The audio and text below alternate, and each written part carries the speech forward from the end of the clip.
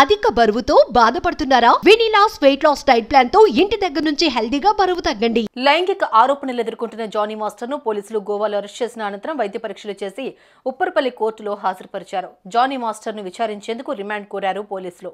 దీంతో న్యాయమూర్తి 14 రోజుల రిమాండ్ విధించారు. దీంతో ఆయన్ను చంచల్గూడ జైలుకు తరలించారు.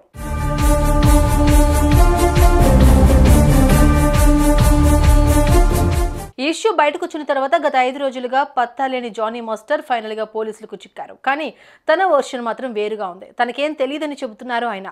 సదరు యువతిపై తాను ఎలాంటి లైంగిక వేధింపులకు పాల్పడలేదని, కావాలనే కొందరు తనపై ఫిర్యాదు చేయించారని అన్నారు. ఈ కేసుపై లీగల్ గా పోరాడి నిజాయితీగా బయటకు వస్తారని, తనను ఈ కేసులో ఇరికించిన వారిని వదిలిపెట్టనని అన్నారు.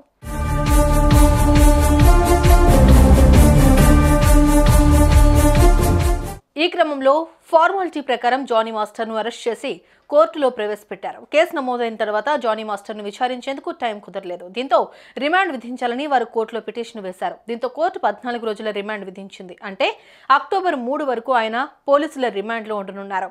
ఆ సమయంలోనే పూర్తి స్థాయి విచారణ చేపట్టనున్నారు.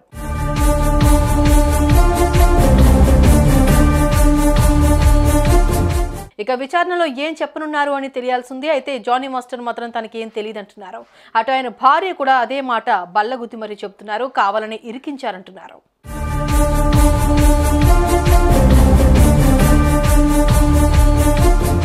ఏదేమైనా నిజమేంటి అనేది తెలుస్తుంది. అమ్మాయి కావాలని కేసు పెట్టిందా లేక అన్యాయం జరిగిందా అనేది తెలుస్తుంది. ఎట్టకేలకు న్యాయమే గెలుస్తుంది. మరి ఈ విషయంలో తప్పు ఎవరి వైపు ఉందని మీరు అనుకుంటున్నారు? కామెంట్స్ లో చెప్పండి.